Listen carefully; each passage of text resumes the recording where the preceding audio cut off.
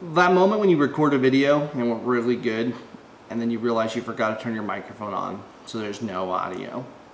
That's right now for me. Good morning, guys and girls, everybody around the world. How are you today? And today, guys, I'm like pumped. I'm like really excited.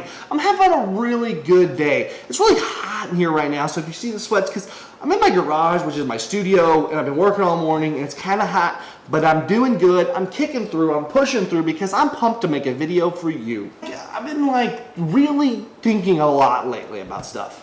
Like a lot of thinking. I know what some of you are saying. Daniel, when you think dangerous things happen. And you're not wrong. Truly. But what drives us? And what's keeping us moving? Today I was listening to a sermon by David Jeremiah. He's a really good pastor who I enjoy listening to on the radio a lot. And he's somebody who has a really big insight into the Lord, but he was speaking on Job. And Job's a book which I've read many times, I've preached on many times. I enjoy. It's a book that I thought I didn't know everything about by any means of the word. I thought I had a grasp on it and most of the truths that you could derive from it. But then it came out and blew my mind a little bit with a verse that I never really thought about before. And it's a really beautiful verse. It's about where our focus is and our purpose and our drive. Job is like this dude who we all know was like Job, so let's just paint a picture of Job. Job was like this really faithful guy. He did what he needed to do. He sacrificed more than he had to. He gave to God. And obviously we know God came back and then Satan comes in, it's all like, Job, sure he loves you and gives you lots of stuff and honors you, but that's just because you give him stuff and you take care of him. You take all that away and you take all that, he's not going to love you anymore. And God, knowing Job's heart, allows him to be tried, to go through a time of trial. And you might say to yourself, why would God do that? Let's break it down for a second. Human life says that every action has an equal reaction. That's obviously Isaac Newton's law. That everything that we do causes a reaction. That everything in life has consequences. Good or bad, they have consequences. Consequences don't have to be bad. The consequences can be good. Although most of the time it's a bad word for us. It means you've done something wrong and now there's consequences. So Job is this guy who's doing good, yet that he is in life, he's getting ready to be challenged, tried. And then we see all the horrible things that happen to him. The list goes on. His family's killed. I mean, all his wealth is stripped away. And at the point when we pick up in chapter 13, Job is literally not on his deathbed, but pretty close. He's in a pretty poor state of life. And his friends come over. We all love it when our friends come over, right? They come over and they're trying to console Job, and talk to him. But basically what they end up telling him is dude, what did you do? And Job's like, I didn't do nothing. What are you talking about? And they're like, you had to have done something, Job. This doesn't just happen. Stop being stupid. And Job's like, oh, no, bro. You're being stupid. Obviously, I'm paraphrasing a little bit, okay? But anyways, Job's here and he's facing this opportunity, this obstacle of what do I do and where am I going and what in the world is this happening for? And he says this to his friends, and it's truly one of the most beautiful verses I've ever heard. It's simple and it's easy to miss, but whoa. In chapter 13, verse 14 of Job, he says this, why should I take my flesh in my teeth and put my life in my hand? Though he slay me, I will hope in him. Yet I will argue my ways to his face. So what Job just said is really amazing. So Job, as we know, wasn't somebody who was born poor or lived in a poor state. Job was someone who was immense wealth and health and all these things, and all of a sudden it's all pulled away. He doesn't have anything to lean on. And then all of a sudden he's here, and all these trials are going on, and Job says something to his friends that's absolutely mind-boggling. And in this one moment, he slaps Satan in the face with a big old wrong. You are wrong. Satan said that if you stripped everything away from Job, then he's just a guy who's going to do what everybody else does to you. He's going to turn away from you, God. Yet here Job is with everything stripped away, and in that moment he still says, even if he slays me, I will trust in him. Whoa! I know it's okay, sure, he said that. No. Really think about this. This is Job saying, I don't know what I've done. I don't know why this is happening.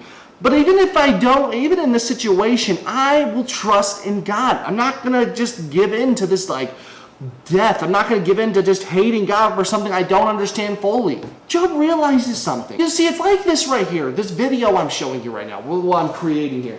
So if you look, you can see to about right here, my finger goes off. Over here, it goes off to about right here. This is a very small space in which you can truly see what's going on in the perspective of this room.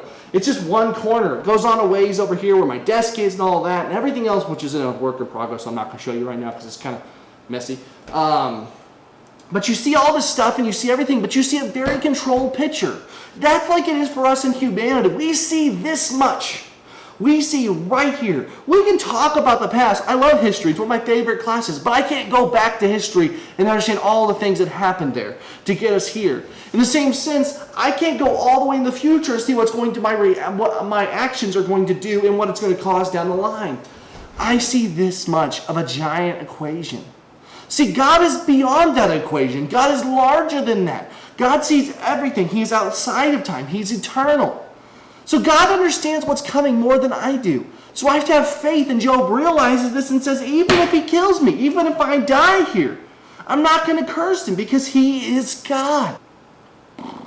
Like that's like, whoa. Like I know it seems like you're like, okay, Daniel, I get it. That's cool. No. Seriously. Like there are moments in life in which we are challenged. There are moments in life in which we have to make a decision to follow God or not. That decision truly has to be made every day when we wake up, and every decision, every choice. But there's moments when we are literally, it is our backs against the wall. It is either follow God or don't. That decision came for me many times, and even recently came to it. So I started this new job at Expedia, it's a little over almost 2 months ago now.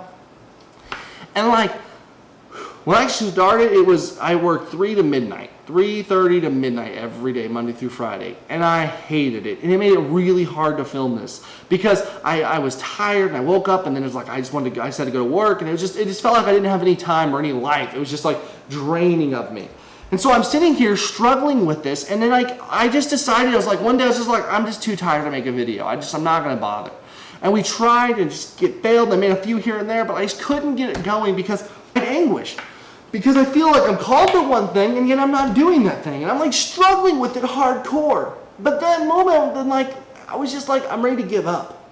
But then what happened is I'm sitting here and I'm a couple days to go, and all of a sudden I was like, wait a second.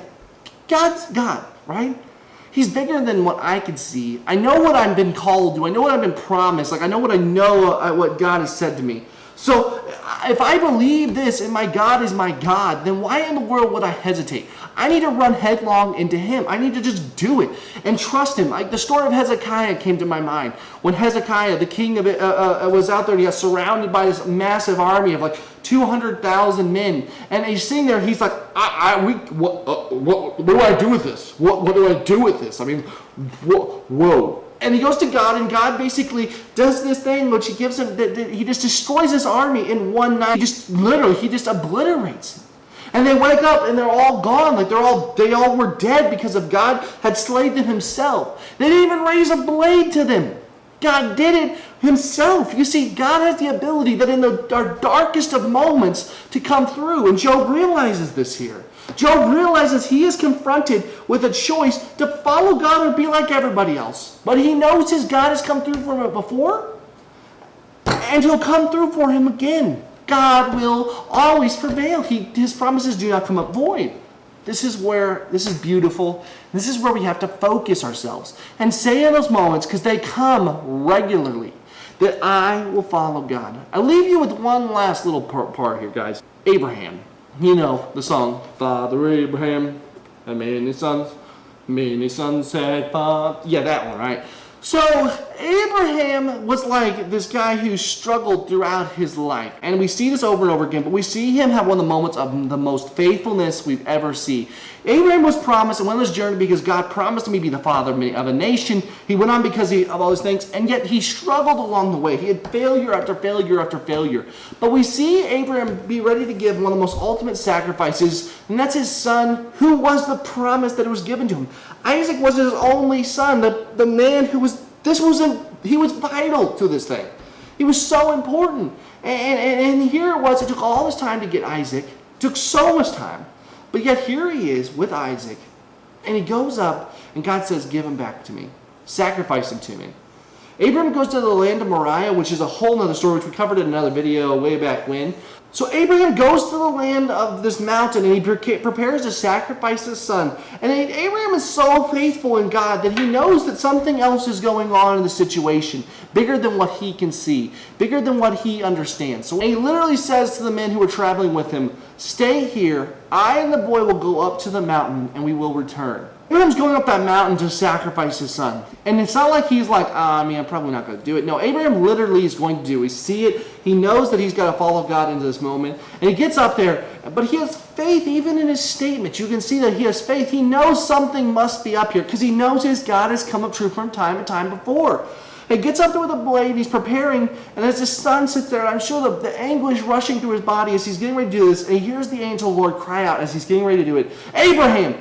Abraham! It's not just he says it once, he says it 2 times. Just stop it before Abraham realizes, and he drops the blade, and God provides a sacrifice. And in that moment, Abraham had shown the ultimate faith that he would go to the ends of the earth for God. And they might say that seems crazy, cold, whatever, and you're right. But God was setting a new covenant with Abraham right there. That mountain where he was at was somewhere that sacrifices of children and this idol God would happen. And God was saying that was not what we were about. He was setting a precedence right there. But in the same sense, he was creating a bond with Abraham that he would follow him to the ends of the earth. Job was here at this moment when everything fell apart and he was making a covenant with God that he would follow him to the ends of the earth. And God was there for them. You see, God meets his people where they're at. If we follow him, but we follow and we walk with him, God follows us too. We have to step back from the moment and say, I understand I can only see this much of the equation. But God sees everything. Beyond even time and space, God sees all that's going to happen, everything that's here. God knows what's going on. And I need to have faith in him, even if it is to my demise. Because, as human beings, we're focused on ourselves. We're focused on our own ambitions and worth and where we end up because it's all we got, right? I mean, when it comes down to it, it's like, this is what I get here. This is it for a lot of people. But I have to have faith that God's got something bigger planned than myself, that something beyond my life and my death and all these things is happening here. And I have to trust. It's easy not to trust. It's easy to say whatever and just give up. But we have to trust and follow in Christ. Because there's no other hope. There is no other hope. Jesus came down to become our Savior, to rescue us from ourselves, from our sinful nature. But it takes us embracing him and saying, I'm going to follow you wherever you go. It's not easy. It's not always fun. But it's worth it. I'll leave it at that, guys. Let me know in the comments down below. Where are you at right now? What's going on in your life spiritually? I really want to know. I want more people to start commenting because you guys are watching these videos. Comment down below with what's going on. Questions, comments, concerns. I want to know them all. Prayer requests. Put them down below and be glad to talk to you about them. Make sure you guys go over to our Facebook page and like it because we're going to be doing a lot more posting and stuff over there. Some exclusive stuff's going to be going over there now to kind of start that. So make sure you go over there, follow us on Twitter, find all those links in the description down below. And guys, if you like this video, please thumbs up it. If you want to see more, hit that subscribe button. See all our stuff. We really appreciate if you do. So I think that's it. I'm tired. It's hot in here because I don't have air conditioning in my studio garage thingy. So I'm going to go over and sit where I have a fan running right now and cool down. So I appreciate you guys tuning in. God bless, and we'll see you next time. Bye-bye.